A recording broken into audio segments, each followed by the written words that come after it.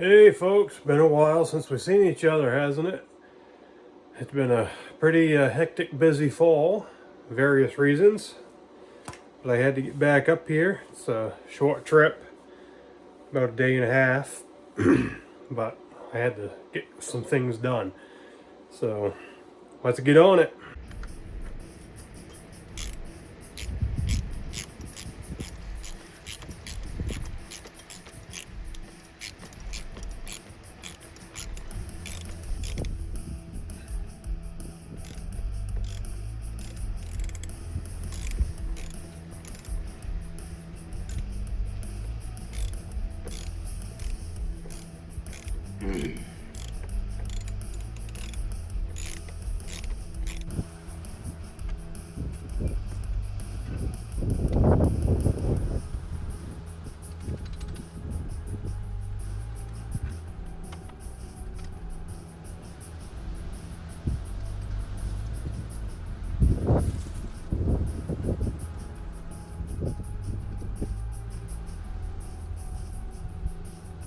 Yeah, that's a good project done. Eventually we're gonna have a tower standing out here, but it's not happening this year.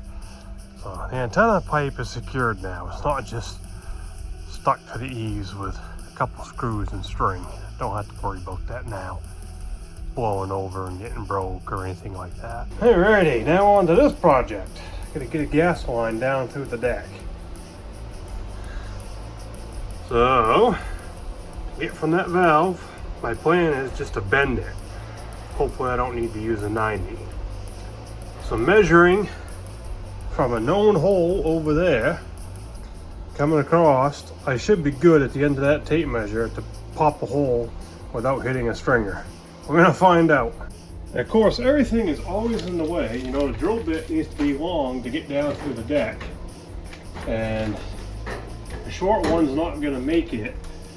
You can't get the drill stood up in there, but fortunately this heater has a hole in the bottom of it.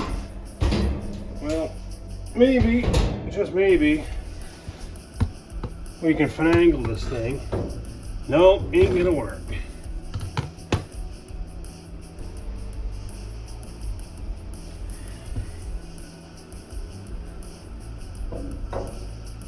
And let's see how well this goes.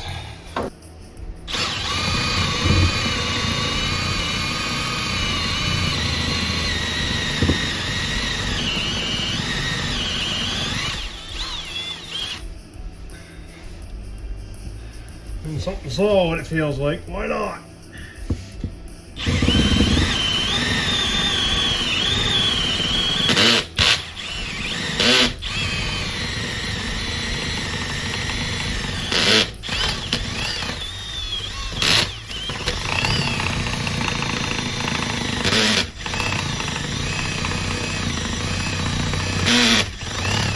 I finally freaking made it.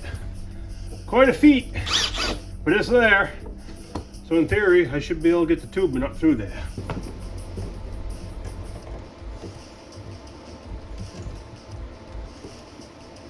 Just hit that friggin' thing. That's why it was so hard going. Yeah. Just nicked that stringer.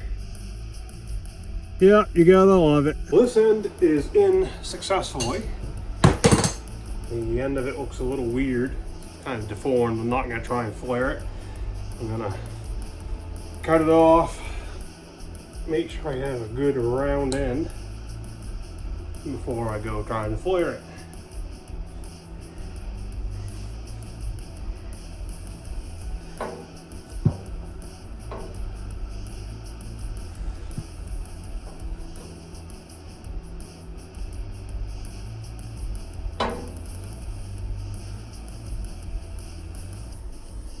Thing's dirty in here. I think it's gonna have a date with the shop vac and the air compressor.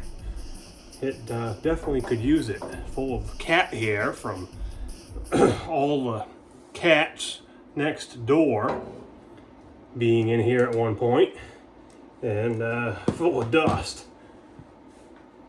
All right, now we got a nice round tube. Alright, where's my nut? Here's a nut. Make sure we get the nut on first in the right orientation before we go putting the flare on there. Don't screw it up, just like antenna connectors, right? Make sure we do everything right. It's really disappointing when you get ahead of yourself and you get a nice flare on a piece of tubing and then realize you don't have your nut on, or it's on there backwards. So, or you know, you put a nice solder joint and connector, you get everything all done on the antenna connector on a piece of coax and realize you forgot to put your collar on, or you got it on there backwards or something like that. So pays to check, double check, triple check, triple check, all that. Do it slow.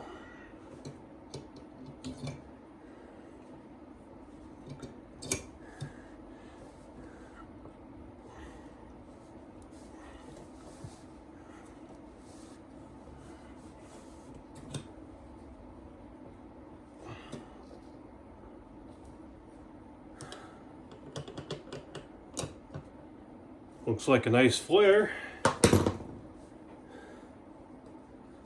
Oh yeah, and of course, you know, always call your gas company, your propane technician or whatever to come and do all this for you. I'll always do that. She looks beautiful. She should be good. Now I gotta get this end hooked up and go out and do the outside. Let's see if I can put a nice gentle curve on this thing, which is going to be kind of a compound angle here. So I'm bringing it out and over at the same time to get onto this. There we go. Yeah, we'll make it back.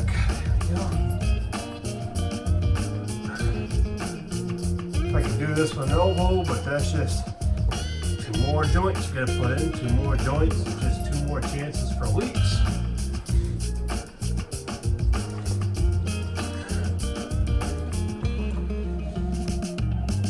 Push it back to the wall and pulling out, pulling over all at the same time. Just lining up pretty good here. Come on. I think we both got her.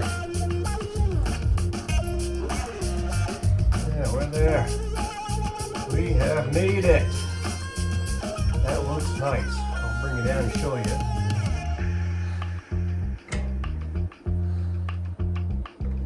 Okay.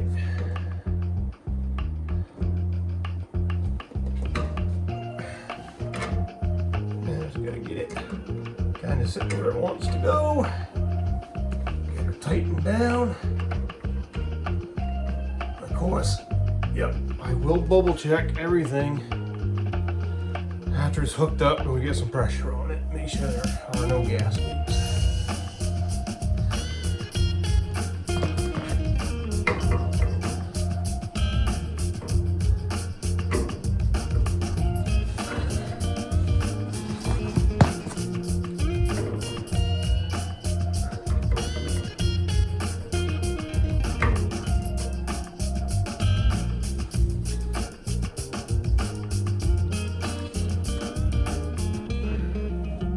Gentle bend, up and in.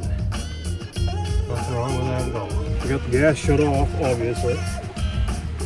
And the way I'm going to do this is I've got a T right here, so I could put in another T and add 2 T's, but I have this.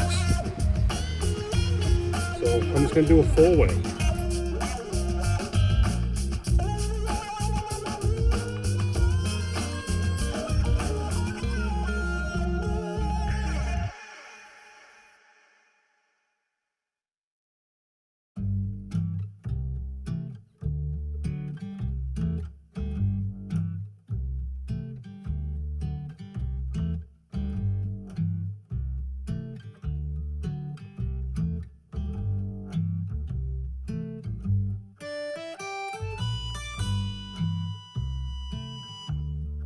see what I've done. You know, the T before was up and down and this way. So this line was coming in 90. I managed to rearrange it a little bit. So I'm able to turn this 4-way to bring this line in like so. So this will work out just fine.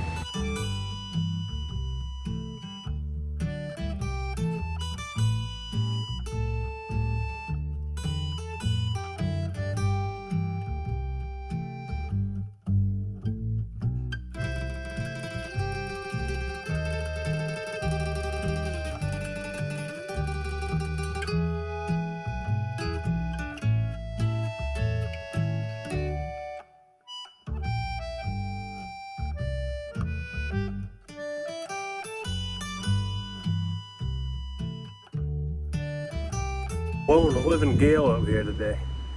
Well, turn the gas on, bubble check it, make sure it's all good, get the dust and crap out of the heater, fire it up, make sure that's all good. Don't really use the heater much, but it's there in case it's needed. So I'm not gonna get much into propane because yeah, you're supposed to call your gas company for all this stuff. But anyway, I ain't worried about having these 3 things that I'm running off this 3/8 line. These lines ain't that long. The BTU ratings and blah, blah, blah, so on and so forth. Not pulling that much through it. You do have to size the right lines, right size lines for the right amount of BTU over the X amount of distance that you're running and all that. For what I got, I'm good. There, that's done. Bubble checked out good, so we're all set on that. I guess the next thing to tackle is the stovepipe. Here's what we got. Got a sealing box, 15 inches square. They call it a support box. And the Duravent connects right on that end, and then the black pipe goes in right there. So basically, it's not gonna fit as it is. It's made for a 16-inch on center stud. Well, it's gonna fit. This little friggin' pain right here has been the whole hold up finishing the ceiling. Can't get the ceiling done until that support box is up in there. So the current adapter that you see right there is coming out. I'm hoping I can just do a switcheroo. Looks like it. Oh yeah. Yeah, look at that. If I had a Dave, he could do this part or hold the pipe, and I'd do this part or something. All right, so now my thought is put the box on and go stick the pipe back on and kind of see how it all comes together.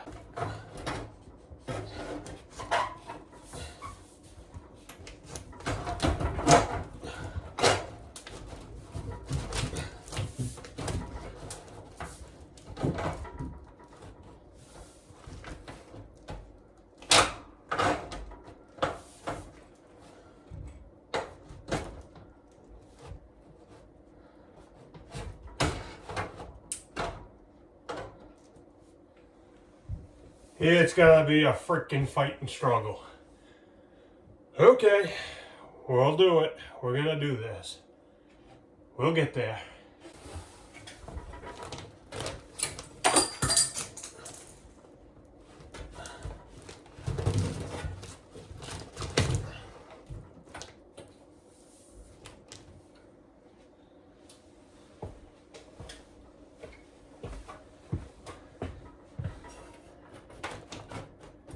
What a friggin' process. Alright, so I had to invert the stovepipe.